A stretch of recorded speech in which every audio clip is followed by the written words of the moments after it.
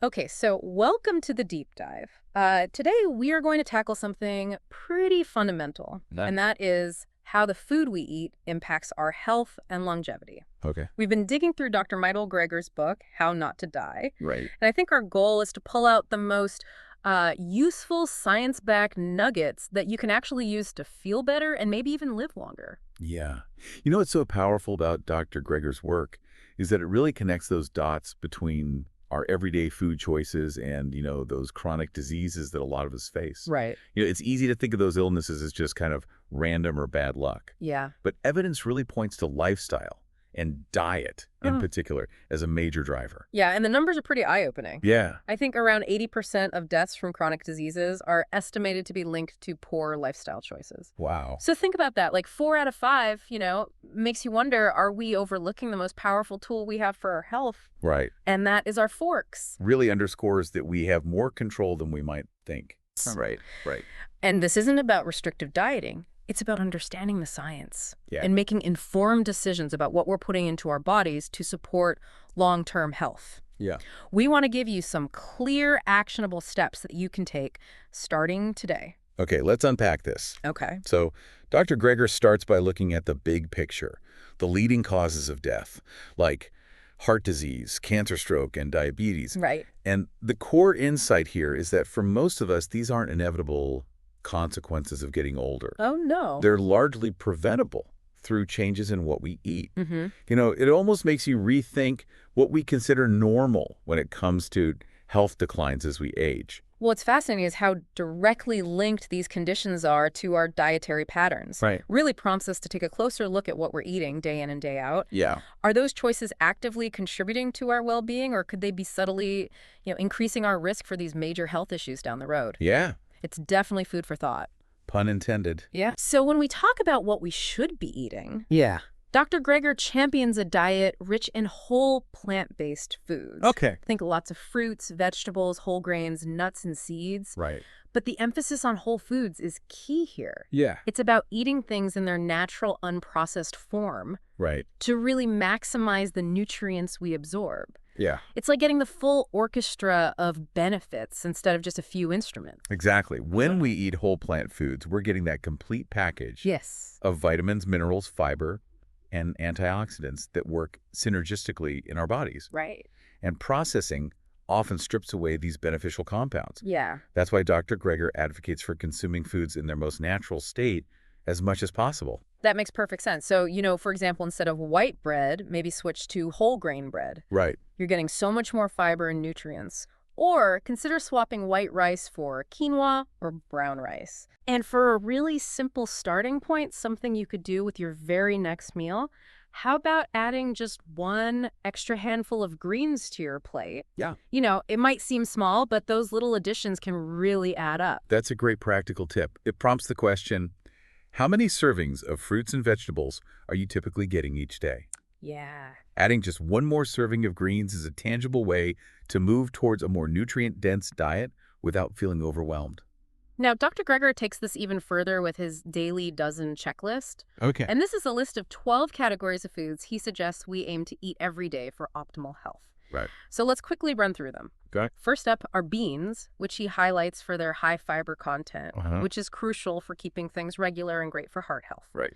Then we have berries, Yes. those little powerhouses of antioxidants. Yeah. And of course, other fruits beyond berries. Okay. And then cruciferous vegetables Right. like broccoli, cauliflower, kale, and Brussels sprouts. What's interesting about the Daily Dozen is its breadth. Yeah. It encourages us to think beyond just a few healthy foods That's right. and aim for a wide spectrum of plant-based nutrients. Yeah. Cruciferous vegetables, for instance, contain unique compounds that have been linked to protecting against certain types of cancer. Then we've got leafy greens. Yeah. Spinach, kale, collard greens packed with vitamins and minerals. Right. Other vegetables besides the cruciferous ones. Yeah. Flaxseeds, a fantastic source of omega-3 fatty acids and fiber. Okay. Just a tablespoon can be so powerful. Right. Nuts and seeds providing healthy fats and essential minerals. Uh-huh. Herbs and spices with a special mention for turmeric. Yes. and its potential anti-inflammatory benefits. Yeah. Whole grains, emphasizing those unprocessed options like oats and brown rice, Okay. beverages, specifically water and green tea, Right. and rounding it out is exercise. It's noteworthy that exercise is included, underscoring that diet is one key component Yes. of a healthy lifestyle. Yeah. And if you look at the food categories, they consistently emphasize nutrient-dense plant-based options with strong links to disease prevention in the research. Absolutely. So, a little task for you listening. Just take a moment to think about how many of these daily dozen items you typically eat in a day. Right. Maybe even jot them down. It Yeah. can give you a really clear picture of where you're at. That simple act of self-assessment can be very insightful. Right. It's not about perfection Yeah. or hitting all 12 every single day, but it helps you identify areas where you might easily incorporate more of these health-promoting foods. Let's zoom in on some of those major health threats, starting with heart disease. Okay. Dr. Greger stresses that while it's the leading cause of death, it's also highly preventable and in some cases even reversible through dietary changes. Wow. That's a really hopeful message. Yeah, what's striking is the direct connection between what we eat Right. and the development of heart disease. Dr. Greger points to saturated fats commonly found in animal products and processed foods as being particularly problematic for our cardiovascular health. Right. Conversely, he highlights the protective effects of fiber-rich foods. So the main dietary advice for a healthy heart is to cut back on those saturated fats and really boost your intake of fiber-rich foods like beans, oatmeal, and those leafy green vegetables. Right. Simple, but powerful. And if we look back at the Daily Dozen, you can see how many of those recommended foods, Yeah. beans, whole grains, fruits, and vegetables, are packed with the fiber antioxidants and anti-inflammatory compounds that support a healthy cardiovascular system. Here's a practical challenge. Try swapping out just one processed snack you might normally reach for with a heart-healthy alternative, like a handful of almonds or an apple. Yeah. Small changes like that can really add up over time. That's a great example of making incremental shifts. Right. It's much more sustainable than trying to overhaul everything at once. Yeah. Small, consistent changes are often the most effective in the long run. Moving on to another big one, cancer prevention. Okay. Dr. Greger emphasizes that many types of cancer are influenced by our lifestyle, Right. and diet plays a significant role in our risk. Yeah. It's not just about genetics. The research linking diet and cancer is quite compelling. Right. Dr. Greger delves into specific foods and their potential to help protect against various forms of cancer. Yeah. While it's not a guarantee, the evidence strongly suggests we can significantly lower our risk through our dietary choices. So some of Dr. Greger's specific dietary tips for cancer prevention include regularly eating those cruciferous vegetables, so get your broccoli and your cabbage in. Right. He also recommends incorporating turmeric into your diet, highlighting its potential cancer-fighting properties. Huh? And importantly, he advises reducing or avoiding processed meats, which have been consistently linked to an increased risk of colorectal cancer. The focus on cruciferous vegetables and turmeric is intriguing because they contain specific compounds that have shown promise in lab studies for inhibiting cancer cell growth and reducing inflammation, which plays a role in cancer development. Right. And the connection between processed meats and certain cancers is a well-established area of scientific consensus. A small dietary addition you could aim for: try to include about a teaspoon of turmeric in your cooking a few times a week. Right. You can add it to curries, soups, or even smoothies. And incorporating more cruciferous vegetables doesn't have to be complicated. Right. Roasting them, adding them to stir fries, or even blending them into smoothies are all simple ways to boost your intake. Let's talk about diabetes, often referred to as a silent killer. Yeah?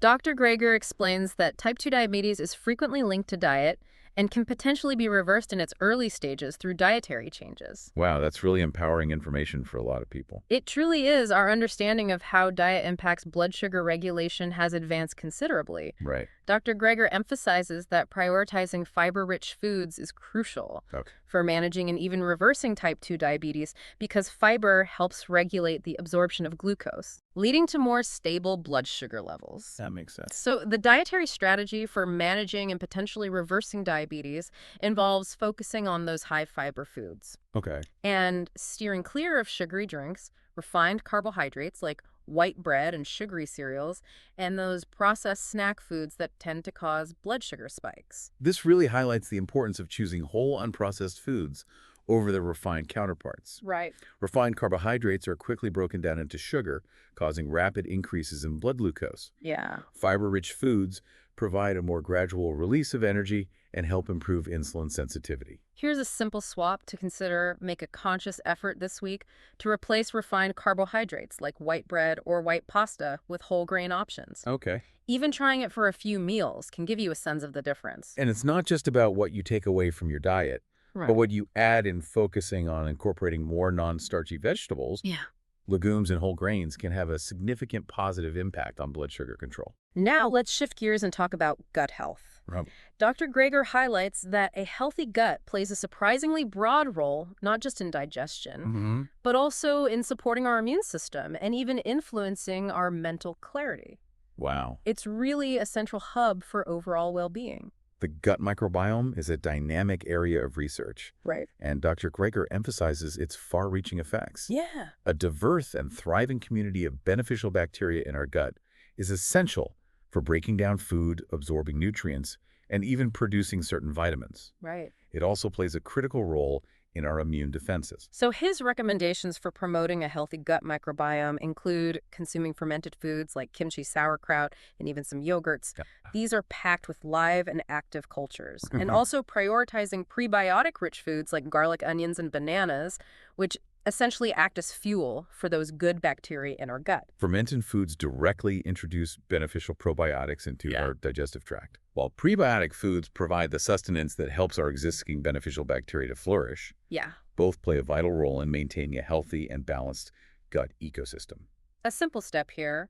Try to include at least one of these gut-supporting foods in your diet this week. Okay? Maybe add some kimchi to a salad or snack on a banana with some nuts. And remember, variety is key when it comes to nurturing a healthy gut. Yeah. Incorporating a range of both probiotic and prebiotic foods can help support a more diverse and resilient gut microbiome. We often focus so much on food, but something that's sometimes overlooked is the fundamental importance of hydration. Right. Dr. Greger explains how adequate water intake can really help prevent common issues like fatigue, brain fog, and even those pesky cravings that can derail healthy eating. Yeah. Dehydration can have a surprisingly wide range of negative impacts on our bodies. Yeah. From affecting our energy levels and cognitive function to even influencing our perception of hunger. Right. Sometimes what we interpret as a food craving is actually a sign that we need more fluids. So Dr. Greger's general guideline for water intake is to aim for around 8 to 10 glasses of water each day. Okay. Of course, individual needs can vary based on activity level and climate, but that's a good general target. Paying attention to your thirst cues is important. Yeah. But often we don't realize we're mildly dehydrated until we start experiencing noticeable symptoms. Right. Making a conscious effort to sip on water throughout the day is a beneficial habit to cultivate. And he offers a simple tip to make it a bit more interesting. Try adding a squeeze of lemon or a few mint leaves to your water. Yeah. It can make it more refreshing and might even offer some subtle added benefits. That's a great way to enhance hydration and make it more enjoyable. Right. Plus, a little lemon can add a touch of vitamin C. For a quick check-in, maybe just track how much water you drink for one day. Okay. It can really help you become more aware of your current hydration habits and identify if you could benefit from drinking more. That simple awareness can be the first step towards making positive changes in your hydration habits and experiencing the benefits of proper hydration. Now let's talk about the stuff we generally know we should be limiting: processed foods and added sugar. Right.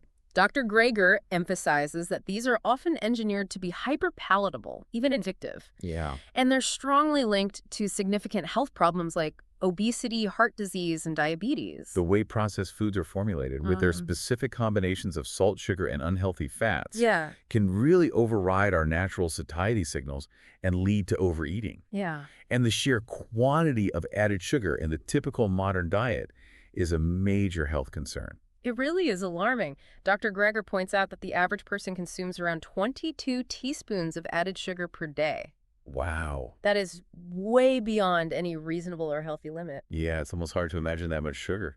That level of added sugar can have numerous detrimental effects on our bodies, contributing to weight gain, insulin resistance, inflammation, and a significantly increased risk of various chronic diseases. So here's a practical step for just 1 week.